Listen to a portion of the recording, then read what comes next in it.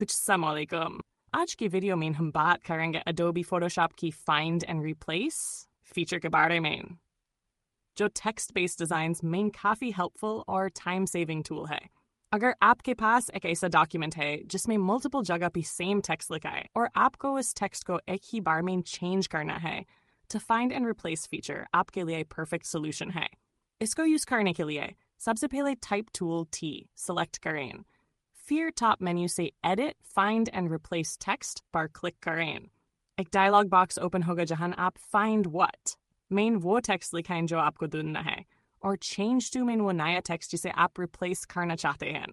आप search all layers का option भी सिलेक्ट कर सकते हैं, जिससे फोटोशॉप आपके पूरे डॉक्यूमेंट में टेक्स्ट को स्कैन करेगा, सिर्फ एक लेयर तक लिमिटेड नहीं होगा।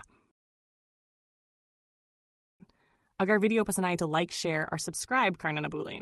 मिलते हैं अगले डिज़ाइन ट्यूटोरियल में, डिज़ाइन चेस्ट के साथ।